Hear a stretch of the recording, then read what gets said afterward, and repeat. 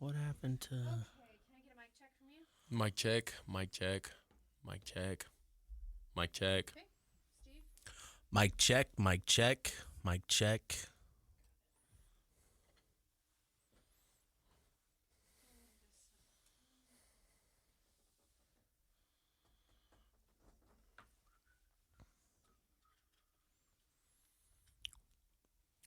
Thanksgiving's in 2 weeks. Crazy, huh?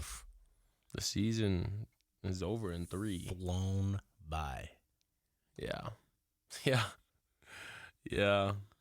I can't believe it. We were talking about it this morning before we lifted, and it's been 11 weeks of season, That's crazy. 2 bye weeks, and 9 games. Yeah, That's nuts. that's crazy, dude. I was like, wow.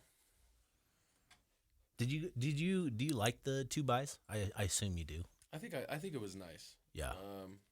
I got hurt in the first one, so Yeah. not a fan of the first one. Sure. Yeah. But the second one, because of learning from the first one, we took it a lot slower, Yeah. get our bodies back, and that was nice. Good. I enjoyed them. That's good. All right, you tell me when you're ready to go. 'Kay. I'll start recording. Do you want to just do it like we've always kind of just? Yeah, Dive into it? similar. Okay. I mean, it'll go. I feel like where we want it to go. Yeah. And then we could also move on. Like we have talked about the upcoming team of Colorado. Okay. Talk about the previous game, the emotions there, and then move on. Okay. I think that format is good. And then just make sure you keep the mic close to your face. Mhm. It doesn't matter where you are. You can move the mic around. Okay. And then I'm going to give you a 3, 2, 1 clap. I have to put my hand in front of the camera, so give it just a few seconds to put my hands to it. Okay. You good? Yep. 3, 2, 1. Welcome on in to the Utah Blockcast. I'm Steve Bartle, Utah insider for KSL Sports. Joined today by the man, Keanu Tanuvasa. Yes, sir. How you doing, man? I'm doing good, Steve. How are you? I'm good. Happy to be back on the Blockcast. It's been a minute. It has. It's been about a month. Yeah, a little too long. A little too long for my liking, but I was the one that prolonged it, so. No, man, you were taking care of what was important. That's all that Very true. matters. Yeah. That's all that matters here is you're focusing on what's important, and that was you, your team, your guys. Right. And so yeah, but we're happy to have you back. I'm glad to be back, man. I love doing this, so happy to be here. Yeah, man. A lot of people have really grown to appreciate, your words, and I think you've earned a lot of respect among Utah fans for, what you have to say, and then also, just your play and your commitment to your guys and to your team. It's evident in everything you do that you give a lot to the Utes. I try. And that's what you talk about. That's what you preach. They deserve it. It's as much as I would love to say. I mean, it is a part of my character to give everything of where I'm at. Yeah. To be all in. But aside from that, they also deserve it. They work so hard as well, and I feel like I just love my team so much. Yeah. No, it's clear. So, but yeah, we're happy to have you back. Obviously, with the podcast, coming a few days after the rivalry game. It's not the sort of podcast we would have liked to have had. Right. But I think this one, will shed a lot of light on how you guys are doing and what that game meant to you guys, the result.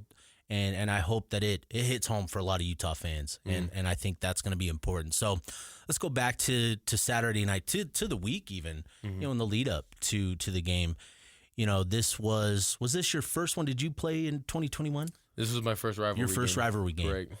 So how was it, man? How was the week? How was the lead up to the game? Just walk us through all of last week. It was everything that the fans would suppose a bye week would feel like, a bye week leading into a rivalry game and then a rivalry week. All the emotions, the passion, the energy, which, might be a question for some fans or some people looking on the outside in. Like, well, Utah's, struggled with their games in the last 4 weeks. We had unfortunately had lost 4 in a row. Mm-hmm. And so will that tailor into the bye week? And that was something for me going into, I had that mindset of, I got to take my team out of that. We got to focus on this upcoming game. Yeah. Not just because it's a rivalry, but because we always want to go 1-0 that week. Yeah. And so with that mindset, I was able to go there and I was starting to preach, talk and be on the field and give energy. And it was reciprocated like none other. There was no drop of energy, no drop of desire to win, desire to push, even after, it'd been like 6 weeks since we'd sang, Utah Man proudly. Yeah. And now it's one thing that I would constantly yell, come on, I want to yell the Utah Man song, proudly. I want to throw that water in the air, lift up the trash can again like we did at Utah State, All of these fun experiences I wanted to enjoy and have with the team. Mm-hmm. And so the week of and the week leading up to it, right, that bye week was just fueled with energy and passion and I wouldn't say anger or hatred. Mm-hmm. It's a rivalry game, but it's not like they're the worst people on the earth. Right. Right. It's not like they've actually done things to deserve my hate. Yeah. They've deserved everything to deserve my best competition. I was curious if that's what it is, that excitement to compete. Yes. Is that what it is? Yeah. And the understanding of what's to come for the next year, Yeah. for the next 365 days. Yeah. I'm not going to hate you, but one of us is going to be on the side of, man, I wish I won that game. And someone else is going to be like, yeah, we got you, you know? So I'm not going to hate them for beating us, for competing against us. That's a game of rivalry. I'm going to love, and I did. That game was amazingly filled with action and competition, passion and joy. But I'm going to love the opportunity to say, to fight for the state rights, to fight for, the pride of being Utah's team. Yeah. Which we still are, but yes, that doesn't change. No, we still are. The University of Utah. That's never gonna change. Yeah. So let's get into game day, and the lead up to the game on Saturday. Obviously, the late night kick, 8:15. It's the last big game of the day. Which there were some great games throughout the day. I don't know how much you watch college football or in preparation for the rest of the night, but.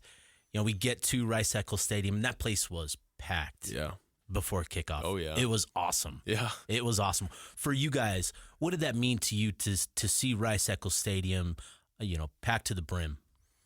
To have a belief and someone who is a support system that never fails, regardless of the tough season that it's been, it's special. It means something deeper than the fans really know. The fans are like, oh, we get to show up and support our favorite team. But you don't understand how far that goes for a defense, for an offense, for a player individually to look up and see that there's 54,000 people that are wanting you to do your best, cheering you on, saying prayers that we win, praying that you can catch the ball properly and get a first down or make a tackle. And that's, we can feel that confidence. That added feeling is very special. And we felt that on Saturday, and oh man, it was loud. Yeah, and man, I was talking to the crowd. I loved it. Yeah. So first half, you guys played phenomenal. First half, right? I think you gave up a field goal defensively, and offense scored 3 touchdowns, and it seemed like things were finally, happening. Things that we had been talking about in the weeks prior. That the offense had finally found a spark. The defense was playing sound. You guys did a tremendous job, limiting that BYU offense, which has been really productive all season long with Jake Retzloff and their running game with LJ Martin, that offensive line. How did you guys go into the locker room feeling about what you did in that first half? I had a message to the team. There's phrases that are always yelled in the locker room. Yeah. It's 0-0. This is a new half. Let's finish strong. All of these phrases. For me, it was I pulled the team. So we separated. We had our defensive meeting and then our offensive meeting, and then we come together before we go out. And man, I had a message for the team. It was, we're playing at an elite level. Yeah. Stop. Don't try to do too much. Don't do too little. Be where you are. I was like, consistency is what's going to win this game. And unfortunately, we weren't as consistent in the second half in some aspects of the game, which is what I believe led to our downfall, right? We can't blame one play, one call, whatever the case may be. Yeah. And so based off of that, I think that was really just my message at halftime was, we just got to be consistent. We did play good ball in the first half. Yeah. We don't have to do more than we've been doing, and we shouldn't drop off and do less. We got to stay consistent. And that was the main theme, and do it for your brothers who are side by side. Yeah. No, and really, you guys defensively, continued to play consistently in that second half. I thought, there was a drive, touchdown drive to begin the fourth quarter. But, on the most part, you guys played really well. You were disruptive. You were creating havoc. You were making it really, really difficult for that BYU offense. And, it's unfortunate that, it came down to that final series because you guys had gotten stops the previous two, right? Yeah. And it seemed like finally this was the breakthrough for you guys. And, for the game to end in the manner that it did, and we don't need to necessarily talk about the penalty, but I'd be curious to hear if you've got a take on it. Mm-hmm. Obviously, we'd love to hear that, but I would be more curious to hear just kind of the emotions that you feel, in those final moments, in the aftermath, the immediate aftermath of the game. Just how did you guys feel, as you guys walked to the locker room and sat in the locker room? I think I potentially might have had different feelings than some of my teammates. Mm-hmm. So I can share a little bit of the vibe of the locker room and then kind of my own personal feelings. So initially, I'll go with myself first. Initially I stayed on that field for a minute. Yeah. My mom was extremely sad when the post on one of the articles came out and it had a picture of me on the knee and all the BYU players were walking around and she was all sad and I was like, I was just, I had to take it in. Mm-hmm. I needed a moment to take a knee and realize, we lost, darn, I can't say some of the words that came to my mind. Yeah. But a part of that was I felt like I gave it everything. Mm-hmm. So when I was kneeling there, it wasn't just a complete moment of depression and sadness. It was a moment of, I can let my guard down now. I can be calm now. I was so intense, so passionate. Let me give myself time to recollect myself and analyze what happened. And I took a minute on the field, talked to some of their coaches that I know and that I've known. And ultimately, when I went into the locker room, it was just dead silent. Yeah. Probably everything that Utah fans were feeling. Yeah. And so we were extremely quiet. Witt had words to say. He talked about it, very similar to what he said in the press conference, But it was difficult. I think it's still, I'm trying to help, and we're trying to flush that out. We got to get rid of it because it's not, and I was yelling this yesterday at practice. I was like, it's not November 9th anymore. That game's done. BYU's done. Yeah. It's November 13th or yesterday, November 12th. We're practicing. We're playing Colorado. We're not playing BYU this week. Yeah. Can we move on? Be where your feet are, guys. Let's do this week. We made a goal at the beginning of the season to go 1-0 every week, and regardless of what happened the week prior. And so the mood is changing definitely, but after the game, heartbreak was there. Yeah. That pain, that suffering, that sadness of feeling like we'd given everything. Yeah. And your heart's ripped out was definitely there. I'd be curious, Keanu, and you could take this however you want to go, whichever direction you want to go. But obviously the story in the aftermath of the game was Mark Harlan, and his reaction, and the penalty, the result of his decision. Obviously, Kyle Whittingham, you mentioned, his post game comments were very similar to what he shared with you guys. Mm-hmm. What does it mean to you guys to see leaders like that, a head coach, an athletic director, fight for you guys in that sense? I'm sure Mark wishes he would have used different words and maybe changed some of his message, but for you players to see your head coach and athletic director go to bat for you like that, what does that mean to you guys? It means so much because it starts from the top down. Yeah. We give everything, but we have to recognize, and that's something that I've loved learning, is it really does go from the top down. I put in me and my D-line, our offense, whatever the case may be, we're there for hours, early mornings, late nights. Yeah. But it's not just us. You go up the rankings. Our training room staff is there. Our equipment managers are there. Our nutritionists are there. You go even higher. Our coaches are there. Mark Harlan's there. Our AD. All these things. And that's why our hearts are in it. Mm-hmm. So when things don't go our way, but we feel that we've given everything, that's where emotions come out in manners that we have to learn to control them.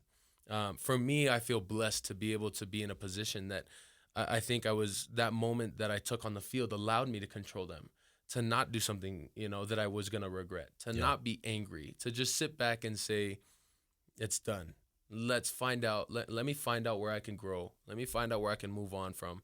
But it's done. Yeah. I think a painful thing was we all need to recognize that even though our hearts are in it, we can't allow our hearts to dictate how we act. And I think that's something that a lot of us, and me myself, still need to improve upon. That was a similar message to what Mark Harlan was saying when he came out with his apology was, I should have been better. My heart was torn out because I just came from the locker room. Yeah. I felt the death, the sting, and the tears. I saw them. Our fans, they were going through that. And some of them reacted in emotional matters that they should have been better. Yeah. Throwing water bottles, swearing, doing whatever to their fans. I understand the competition, and our fans are bought in just as much as us. Yeah. They love it, and I love that they love it. But they need to be able to contain themselves as well as we do. Yeah. Not saying like in the sense that we all have to be better at containing ourselves. Yeah. I think that's a great point. Yeah. Right. Because, when you react, in the certain ways that some of us did, and I say us because I'm going to include myself as a fan, that it can lead to things that create issues down the road. Right. And I think that's sort of the lesson here. In the aftermath, the post game, and obviously it's a rivalry. The emotions are going to be high, and I think everybody understands that. But I think you're great in the sense that to share that message, because we all do need to be better. We need to be able to take a step back, realize in the moment where we're at and what we're doing, and realize it is still just a game. It's a very emotional game. It's a very competitive game. Sure. The rivalry it's in every fabric of our living, of our experience here in Utah. And yeah, it's going to suck. But in those immediate moments, right, I think we can all do better in our reactions. So, I'd be curious, Keanu, before we move on to Colorado, what do you take away? What do we learn from that game that you guys can take moving forward? Beyond, controlling the emotions. I'm talking more on the field. What have you guys learned, in your assessment and analyzing of the game? That's a good question. I think from a defensive standpoint, it's similar to what's been going on. And I think we looked at the film together. We watched it together. We watched it in our position groups as well as a unit, which is something we don't often do. But watching it in those, and we watched culture clips. So what was counterculture and we need to fix? And then what was culture clips that we want to keep doing? Yeah. The positivity of celebrating with our teammates, those things. Counterculture could be not giving 100% effort.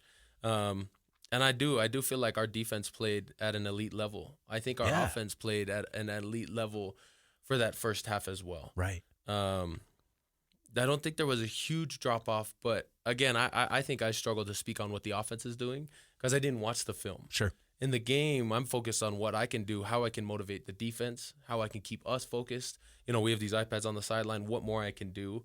And so I can address the defensive standpoint. And for us, it's how do we do this week by week by week?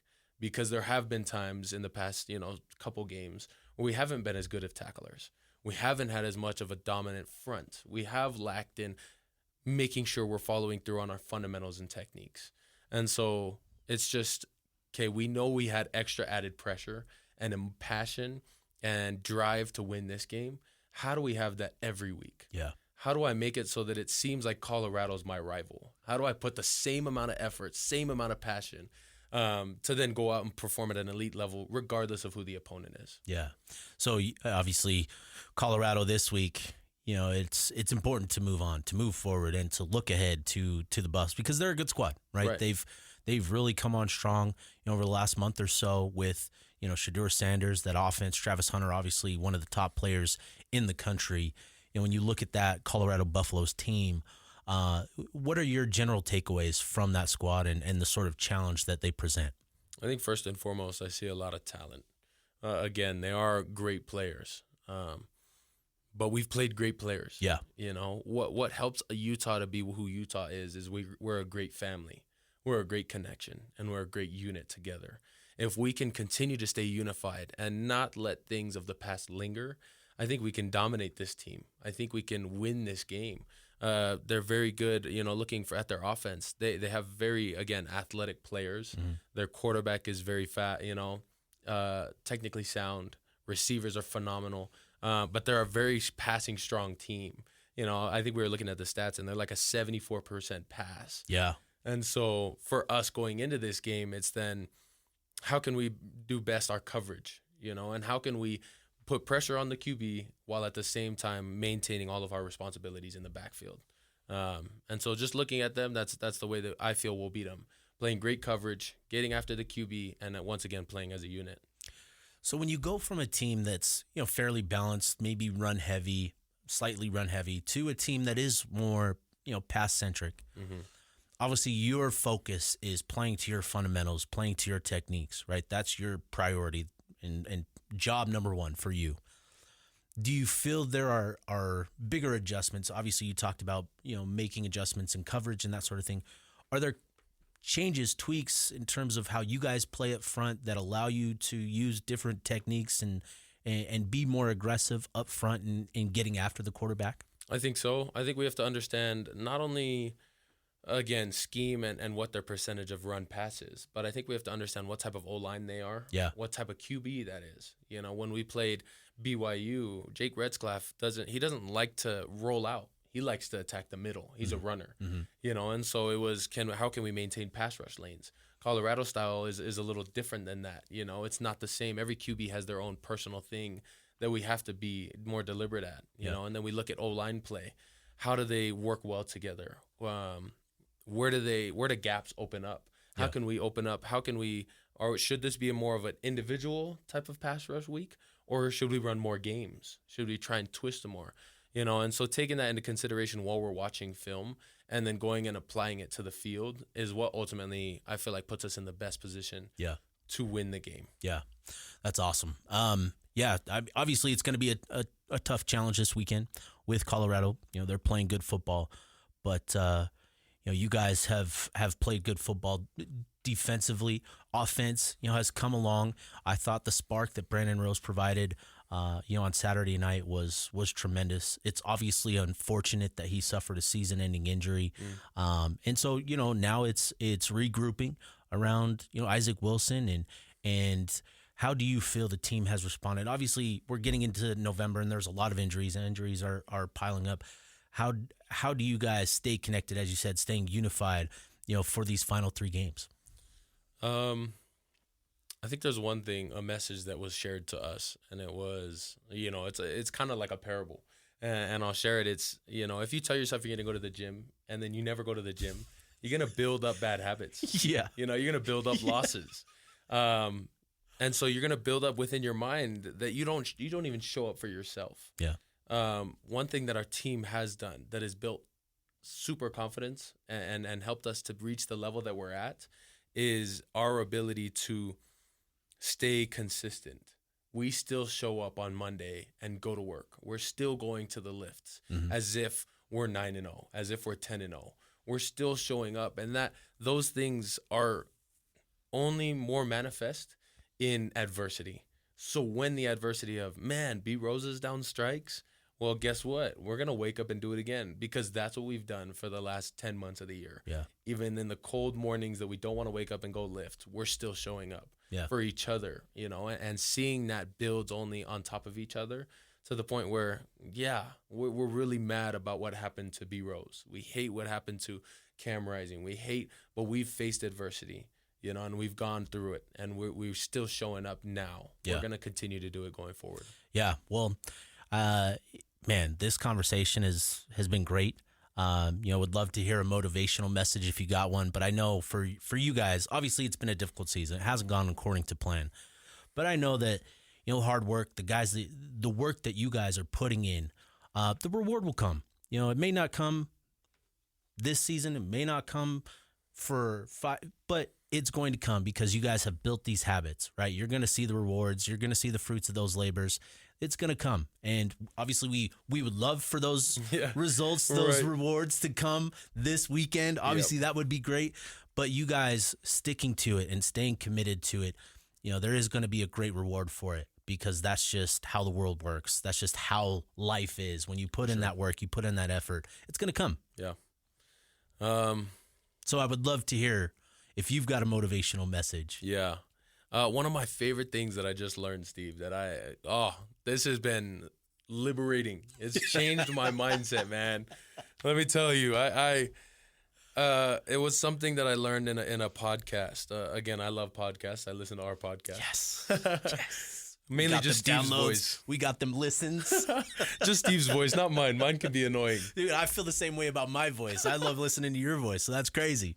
That's why we work together, right? Yeah. We're perfect.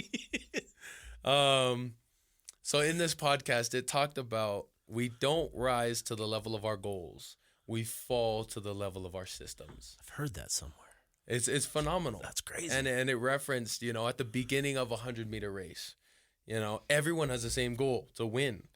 But who wins is often the one who falls to the level of their systems. And I think that's what I'm trying to build within myself, that I think the block members, you know, the fans of Utah and the football team that we're trying to do. It doesn't always guarantee wins. It doesn't always guarantee that your goals are immediately gratified, right? Like you said, sometimes it takes time. But it does mean that system is only being built more and more. It's stacking days. Yeah. It's being refined into something that eventually becomes undeniable. You know, in relation to how I played on Saturday, a lot of people are giving me a lot of praise, you know, and again, I'm like, I'm just a man, guys, like, leave me alone, you know. It was, but ultimately, it was light work. That's what that was. It was light work. No, I'm just kidding. But ultimately, you know, it's the aspect of, I'm not rising to the level of my goals. I'm falling to the level of what I've paid the price to become. And maybe it's, you know, to the outside eye, looking more and more towards the end of the season. But to me, my system has been there from the beginning of the season. Yeah. And that's what's defining who I'm becoming. That's what'll define any goal, you know. Anything that you want to achieve, it'll come down to how well are you performing this system that is going to give you that outcome. Yeah. Utah football is working on it. I invite the fans to work on it, you know, and that's something that I just learned that I'm loving to apply in my life. Yeah, no, it's certainly something that we can all work on and you know, try to apply more and more in what we do and every little thing that we do. And so, dude, again, appreciate you so much, man. Like, you've been great. You know, on the podcast. Again, the fan base, the people that listen to this podcast really appreciate, you know, you spending your time with us, being able to share your thoughts and your feelings, your emotions with us, because it's eye-opening to a lot of folks. Because I think, you know, we get caught into, you know, watching football and it's a sport and it's our entertainment, and we forget, like, that's a dude that's a person under there, you know, like, that's what I mean. And for you to come on and just be a human being, to walk us through, you know, these games and these moments and these feelings, these emotions, all of that, I think is really, really good for the fan base, for the blockheads out there, and for everybody. So again, appreciate you, dude. And you've been great all season, and obviously we want you to continue to have success. We want the team to have success. And so hopefully that things begin to turn this weekend with Colorado. So, dude, again, appreciate you. We'll wrap this one up. For myself, Steve Bartle, for Keanu Tanuvasa, this is the Utah Blockcast, signing off.